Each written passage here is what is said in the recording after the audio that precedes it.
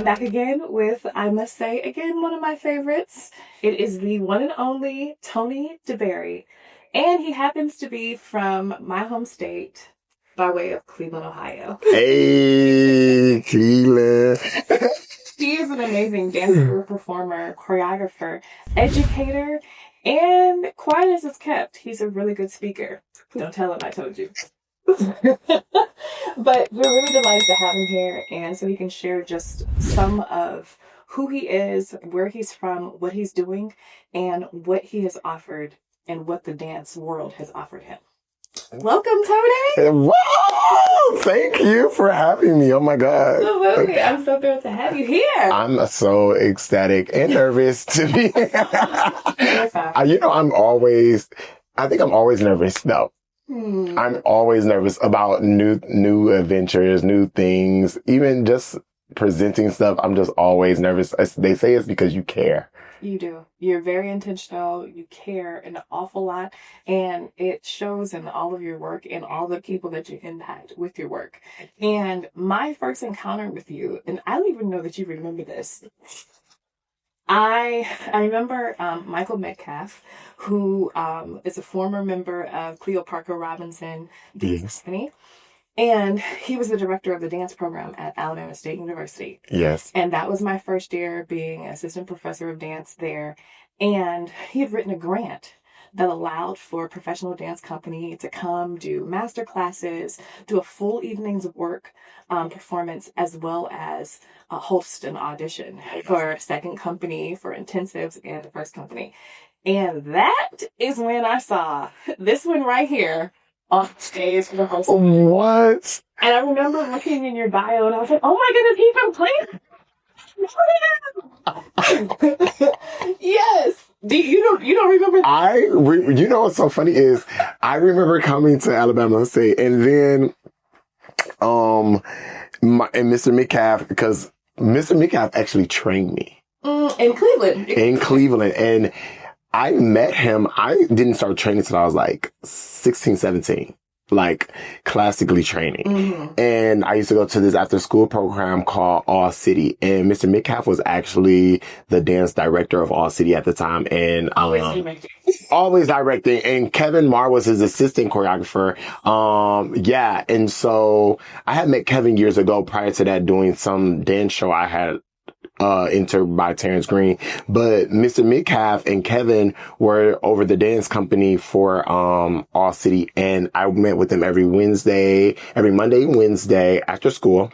And then the musical came around, and then I would meet with them every day after school. And man, the amount of time and energy they put into me, I didn't know anything. Anything. Like, I remember Kevin saying, all right, this is your first position, this is your second position, this is your third position. And going through positions with me, it was just me and him in the studio. I remember Mr. Metcalf stretching me out, talking about my point. Like, it just tumbleweeded, like, into that at 16, 17 years old. So I'm just taking in everything, like, right away, like, And I remember Mr. Metcalf, he gave me a duet. And it was not hip hop. It was like a contemporary duet with this girl. He wanted me to lift her and partner her. And I was like, oh my goodness. Like, this is a lot. Like, I'm just moving because he's like, these are the shapes. So I'm mimicking what he did. And he made me do a summer intensive with a ballet company called Verb Ballet at the time. Yes. He used to dance for them as well. So he made me do a summer intensive with them. And I was excited, but once again, like I said, I'm always nervous. And then I was like, I don't think I'm ready for this. Cause I had only been training by that time, like a year and a half, 2. And I'm like, I'm not ready for this. But he was like, you have to get the experience. Wow. And so it just snowballed. Everything just snowballed. And I don't even remember being woke until I fell into dance. Wow. Like, at all. I don't even remember being woke. Shout out to amazing mentors, and specifically Mr. Michael Metcalf. Amen. Saw something in you that you did not even know existed, nor did you see a way to cultivate it, to enliven it, Yes. or to be able to create a foundation for it to flourish in the way that it has. And that is amazing. Okay. Yeah. Ohio. Hello, Ohio. He's awesome. Yeah. He's awesome. I got a chance to see him recently at IBD this year in Memphis, last year in Memphis, and I was like, he was just so happy. Yeah. And he was just so like he pours into you. He's just like, oh my goodness, everything you're doing, how much you've grown. And just like seeing this man, this, and Mr. Metcalf is so petite. Yes. You know, he's this little thing, but he's mighty. And just to see, I was just so happy just to be able to hug him and say thank you for everything. And like when you start, and it's okay for people to have multiple mentors. Absolutely. And I hope people remember that and understand, take that away. Multiple mentors help you. Yeah. You know what I'm saying? And they're like your tribe, they're your village. And so, hello? Because if I hadn't met Desiree Parkman, I would have never met Terrence, when I never met Kevin and Michael. Like, you know what I'm saying? It just tumbleweeded into these great people who just was like, go. This is yours. And I'm like, what? Yes, we see it. Go. And I'm like, all right, like, sure. Yeah. Just go with it. And I trusted them wholeheartedly. I don't care if I didn't see it. They saw it. Yeah. So, wow. So what about that experience enlivened or woke up something in Tony that said, this not only is what I'm able to do now, but this is a possibility for future me? I think in middle school was when I realized I could dance. Around high school is when I started realizing there were other things that would make me exceptional. What were some of those things in terms of the difference between the feeling of being called to dance and then knowing that there's something about this that everybody can do, and then there's going to be something that if I do this? Yeah, that's a good question. So in middle school, it just was me mimicking what I saw on videos in my little box room. And that's a skill.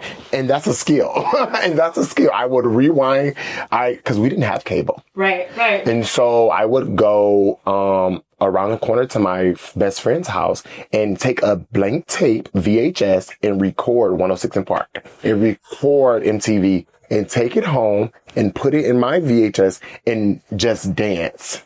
And just go back and all night. I remember my mom was screaming through the walls, Tony, go to bed. And and to me, I'm not realizing like I just wanted to do it. It just felt great, you know? And then I remember I got the courage to do a talent show in middle school. And it was like 8th grade, I do believe.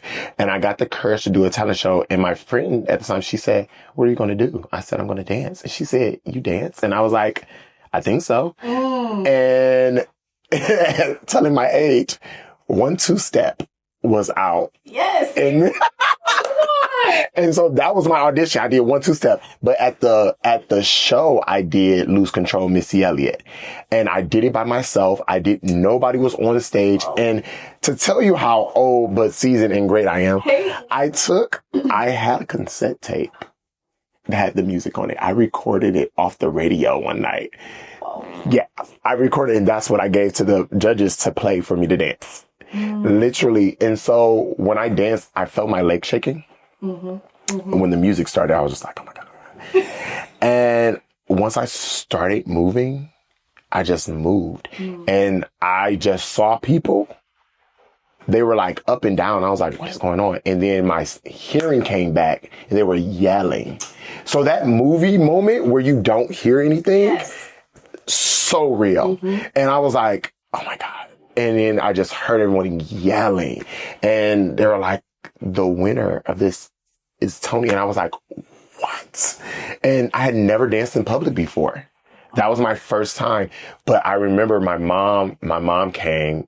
She had a ride with my neighbor, and she stopped me and she hugged me and she said, baby, you are awesome. And I remember that moment. I just said, I feel like I can do this forever.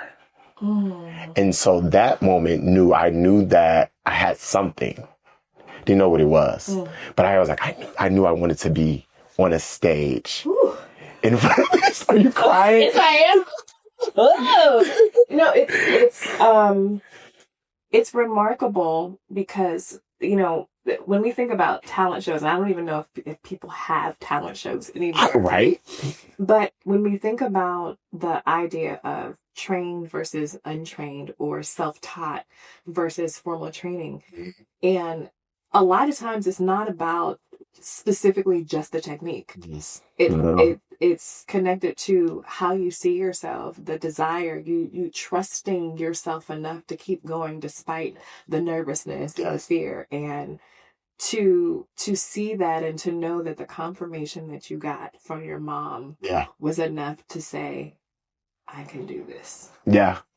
I was literally in that moment, I was like, I can do this forever. And I just loved, at the time I loved Usher. And like, you know, and I was just like, the lights, the way he commands the stage. Yeah. And I was just like, wow, I can do something like that. But I never knew, like, I didn't know the business. I'm like not a background dancer. I didn't know the terms of these things. I just knew that is what I wanted to do, but I can't sing. So how do I do that? And you know what I mean? And then, time goes on and I went to a Boys and Girls Club for another talent show and I met Desiree Parkman, who was like, okay, come. And then I performed and she told me I had a raw talent.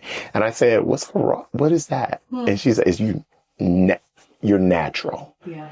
And so she decided in that moment that she wanted to introduce me to someone who would be able to train me. And that's when she made me come back to Saturday at the Boys and Girls Club for an West African dance class. And it was a man in the bleachers by the name of Terrence Green. He watched the whole class. And that's where it started. From that moment right there is when he said, come to my thing, bring your mom. I want to meet her. You're going to be in this show with me. It's a men's show. It was called Moving in the Spirit. It's a gospel show. Boom. Yes. And everything just tumbleweeded from there. And so at that time, I used to do summer programs where I was doing hip hop and hip hop crews and whatever. And, but something about him introducing me to African and then seeing all the other dancers who were flexible. And I was like, I'm not that. And they were just amazing. And I was in there like, well, I'm gonna just give you what I got. And, you know, I had performance. Yeah. And that's all I had at the time. I didn't know all of these terms and these vocabulary and all this stuff. I was like, I don't know what any of this is. I thought I was pointing my feet right. I was sickle. Like, and they were like, but you are dancing. And I'm like, but I'm not dancing like that. They're like, don't worry about it. Do what you're doing. Yes. And we didn't train with mirrors. There were no mirrors. Say that one more time. We did not train with mirrors. There were no mirrors. And so I couldn't compare myself in the motion of while we're dancing. I could just remember the step and dance it. And feel it. Either you knew you were there or you didn't. And he would tell you if it was right or wrong. Mm-hmm. And so that's what it was. And he's like, that is right. That is the feeling. And I'm like, great. I can dance, you know? And so those moments, I just said, if I continue to pick up a little of this and a little of that and talk to people and I can further what I want to do. This calling, this feeling, I can just further it. And so anytime anybody would give me any advice, any inkling, point like this, stretch like this, do this, I'm doing it because it was later. I was applying. I'm just going. I'm hungry. Yeah. I woke up and it was just like, this is mine. Wow. So, yeah. So, and I see you doing that with dancers now, where you see something and you go over to them and you say, okay, now fix this because it'll allow you to do more of this. Or have you considered doing it this way because this is going to improve your da.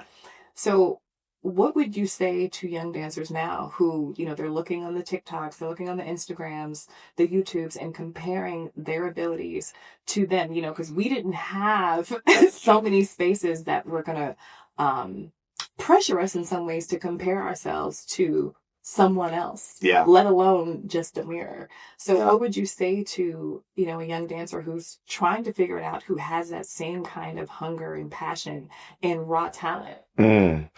I would honestly say, what they say, comparison is a thief of joy. Mm-hmm. So honestly, I wouldn't say look at these medias, because looking at the media it's a good skill that we did not have. It's something great that we did not have, right? Because you can further things. People can see you in different parts of the world that they've never seen before, and you can learn stuff from different parts of the world. But it's just that being cognizant of, I'm just seeing, I'm just learning, I'm absorbing, and being mindful of what you're absorbing and not comparing that to it. And so it's okay to be a sponge and wanting to see, wow, that's cool. I want to learn how to do that. Mm-hmm. You know what I'm saying? Because we see dancers, like me watching the MTVs and stuff. I'm like, great. I want to learn how to do that. Yeah. How do I do that?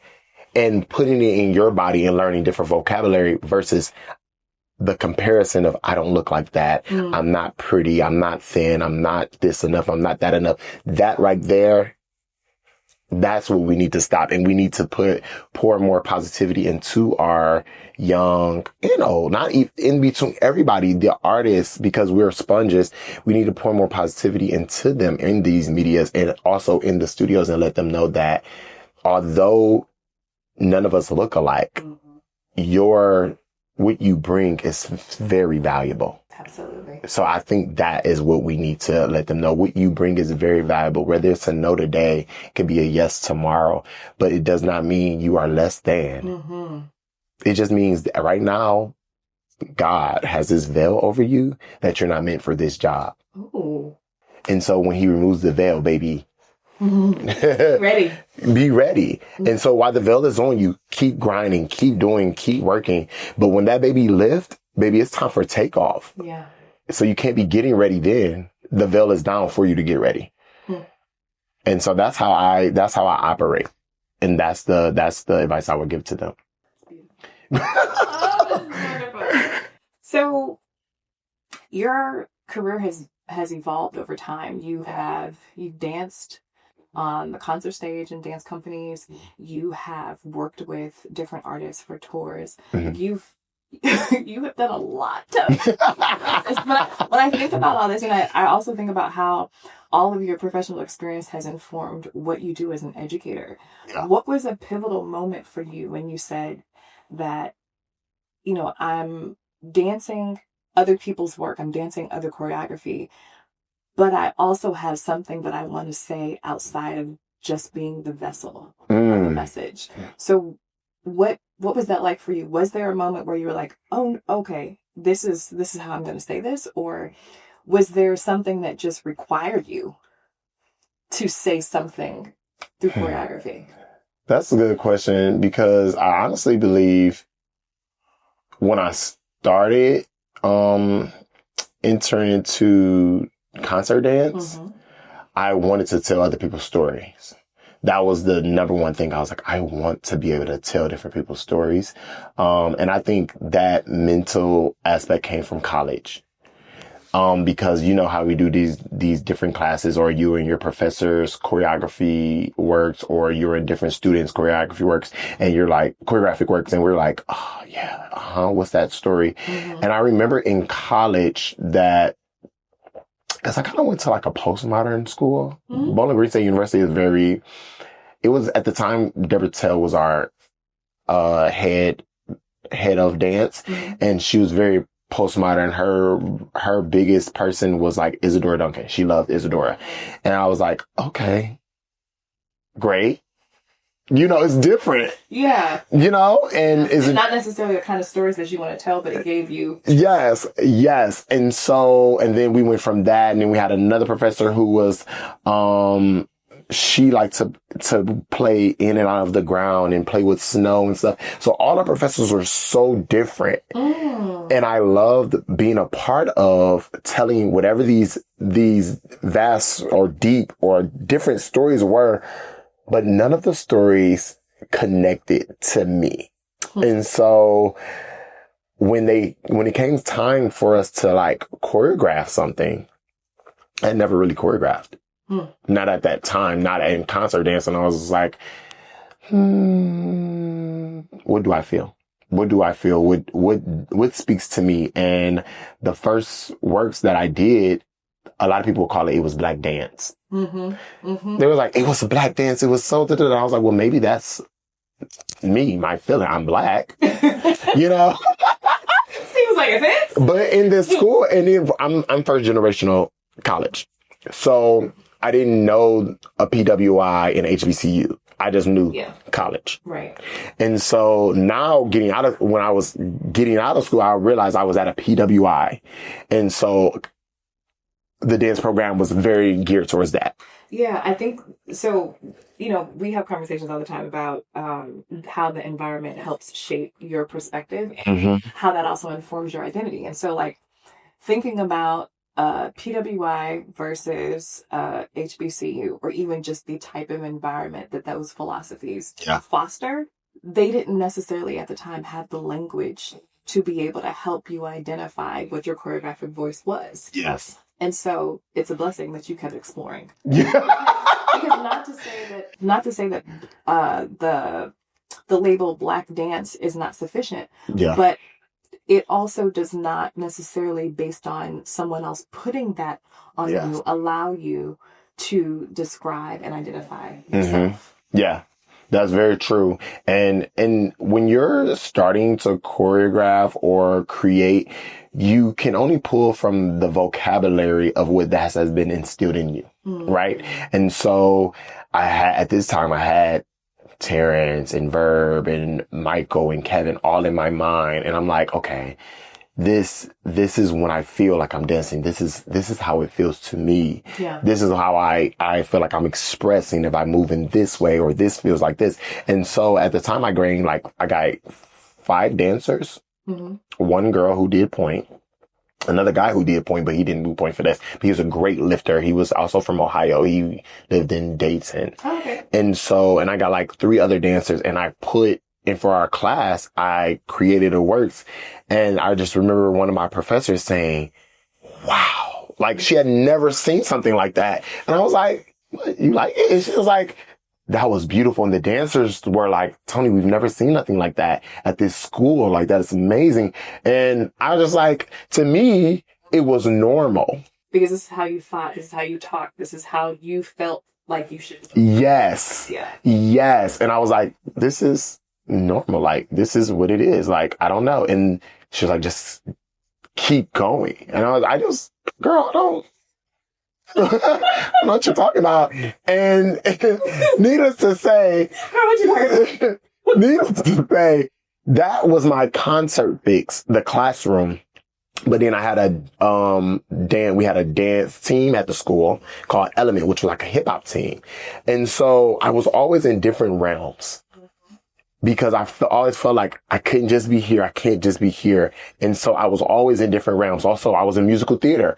And so all of this just connects. It's like a circle, which is, I love circles so much. Oh, I know. And it just all flows and connects like this to me. And that's why I was just like, I'm not just one. And so when I start going from telling other people's stories, which I do love, and as I grew as an artist, I did realize even in black dance, I didn't have stories of my own that were told in the way that I would tell them. And so I had to go deeper about, what does that feel like to me? And some of them come from love, heartbreak, and stuff like that. And that's okay. That's real. And it's real. Yeah. And also being somebody who I had tried to explore love so many times, because I came out early and a lot of my peers were not. And so I had to deal with closeted guys or just coming out confused. And so it was a lot of, I want to be out loud and proud. And it's giving, no, baby, I'm not there. And so it's just like that pushing, that challenge. And so I never was able to really truly experience that in its fullness. And then when I did, it ended up being in heartbreak. And then though, like people like Taylor Swift, she writes songs about heartbreak and breakup. I created so many different works based off of these different stories. And I journaled a lot too at the time. And so I just journaled about any and everything, good days, bad days, dreams, everything. Yeah. So being able to put not just cultural context, because you were like, into your work, but also the personal stories that you invested in because you were living them, but also finding a way to allow them to live in your work to be able to share that as a story. So recently, as resident choreographer for Kamanse Dance Company dance theater that is in Atlanta, Georgia. Yes. You premiered your first full evening's length work. Yes. And it's titled Nina. Nina, a love letter to dance. Yeah. And so thinking about when you mentioned circles, I immediately thought about all of the different circles that are even just in that piece, and how when you think about, or when I've been listening to you talk about how all of these different kinds of ways to dance are also represented in your work. They're a part of the storytelling because they're a part of your life. Yes. Which, as a choreographer, you've not been trying to be like anybody else but Tony. Yeah. And so to listen to you talk about the circles as a part of your method and your practice, and are also a part of what people can visibly see in your work, I think is absolutely gorgeous. It really is. It also speaks to the idea of being able to hold on to ritual and recreate it in a way that speaks to not just present, but also past, because you're honoring that inside your work, inside your choreography, inside your movement. And to hear you talking about the lineage, like I could see all of those things present, not just in your choreography, but also in your dancing. Yeah. Which you've been able to do quite a bit of lately. Hello? Come on. In that, Nina, A Love Letter to Dance, has been on concert stage. But you've also had the opportunity to work with some pop stars and R&B artists most recently as well. Would you please share about that? And if you've seen these specific artists, you've seen some of Tony DeBerry's choreography, and you might not have even known it.